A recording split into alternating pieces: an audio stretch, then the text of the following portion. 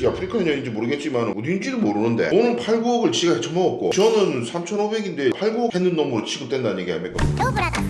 반갑습니다. 임명환 변호사입니다. 오늘 보이스피싱 문제로 오셨다고 들었습니다. 참 제가 진짜 부끄러운데 네. 반년 전에 페이스북 하다가 예. 미국 사람 같은데 메시지를 받았어요. 예. 지가 뭐 미국 의사인데 뭐 아프리카 어디 뭐 파견돼 있다는 거예요. 당신이란가 뭐 파견돼 있대요. 네. 근데 이게 뭐 한국말을 좀 하더라고요. 네. 그래 이런 얘기 저런 얘기 주고받다가 뭐 갑자기 계좌로 돈을 좀 받게 해달라는 거예요. 네. 자기가 어디 파견돼 있는 상황에서 귀국을 해야 되는데 정이 좀 쌓였죠. 사실은 대화 좀 하면서 남녀관계 비슷하게 돼붙는데 당장 이게 돈이 현금으로 지가 뭐가 안 되니까 달러 송금이 뭐가 막혔대요. 그래 제가 좀 송금해주면은 뭐 큰 돈도 아니에요. 그렇게 큰 돈도 아니에요. 주면은 뭐 귀국할 수 있다. 그럼 바로 귀국만 되면 바로 처리해주겠다. 이런 식으로 얘기를 하더라고. 자기 비트코인 지갑에 있는 돈으로 뭐 비트코인을 살 수 있게 뭐 도와준다 이런 소리도 하고 결국 이제 제 계좌로 돈을 받아가지고 딴 계좌로 또 다시 돈을 이체를 해주면 4% 수수료를 또 준대요. 또 지한테 이체를 할 때 4% 띄고 주면 된다는 거예요. 근데 이게 이제 저한테 일방적으로 너무 좋은 얘기니까 제가 의심이 좀 많아가지고 아니 뭐 얼굴도 직접 본 적도 없는데 돈을 받아도 되나? 이거 뭐 보이스피싱 아니냐 이런 식으로 물었는데 절대 아니라는 거예요. 네. 그 지역으로만 한번 돈 보내준다는 거예요. 예. 그래서 4% 띄고 이체만 하면 된다 했다 이런 거죠. 그래가 제가 계좌를 일단 줘봐라 그런 식으로 얘기를 하길래 제가 안 쓰는 계좌번호 한 개 알려줬어요. 예. 그러니 진짜 한 5천만 원 들어오는 거예요 이게.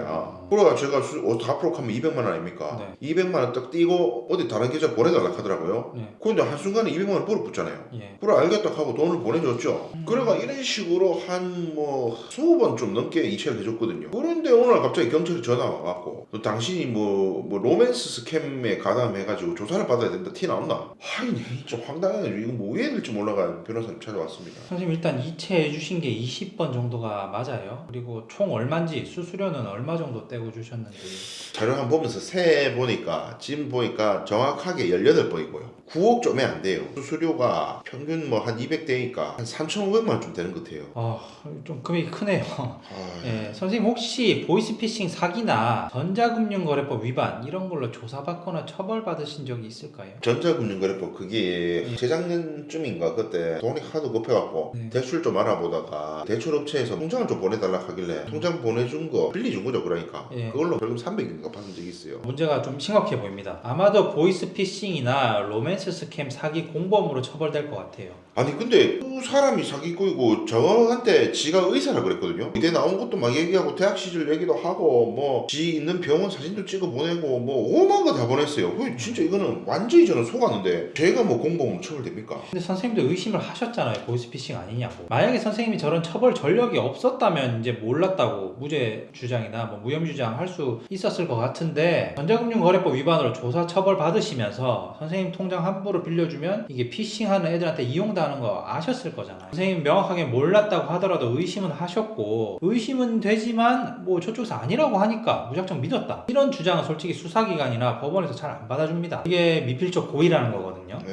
아마도 선생님 계좌에 들어온 돈은 100% 보이스피싱 아니면 로맨스 스캠 이런 걸로 들어온 돈일 거예요. 그래도 이래 메시지 이거 주고받은 게 이렇게 사기친 게 다 있는데 저는 왜 하면 됩니까 그러면? 그리고 선생님이 아무것도 안 하고 그냥 돈만 옮겨주는데 4%라도 떼주는 그런 사람들이 어디 있습니까 세상에. 충분히 의심할 만한 정황이 있는 거죠. 일단 받으신 돈은 무조건 토해낸다고 생각하셔야 되고 여유가 더 된다면은 뭐 피해자들 상대로 합의나 공탁이나 뭐든지 더 하셔야 됩니다. 제가 볼 때는 실형도 각오하셔야 돼요. 최대한 형량을 깎거나 집행유예로 빼도록 노력을 해야 됩니다. 아니 근데 말씀하신 게 제가 수수료 받은 게 3,500인데 제가 받지도 않은 돈을 더 내야 된단 말입니까? 일단 공법으로 묶이게 되면은 법적으로 한 몸이라고 생각하시면 돼요. 공범이 한 일은 내가 한 일이 되는 거고 손해배상도 분할해서 이렇게 부담하는 게 아니고 각자가 전체를 부담합니다. 그 중에서 이제 한 명이 다 배상을 하면 그 안에서 공범끼리 안에서 니들끼리 해결해라. 구상권이라고 이런 절차를 거치게 되는 거예요. 뭐 이 여자는 뭐 미국 여인인지 아프리카 여인인지 모르겠지만 뭐 어딘지도 모르는데 우리나라 사람인지 미국 사람인지도 모르잖아요.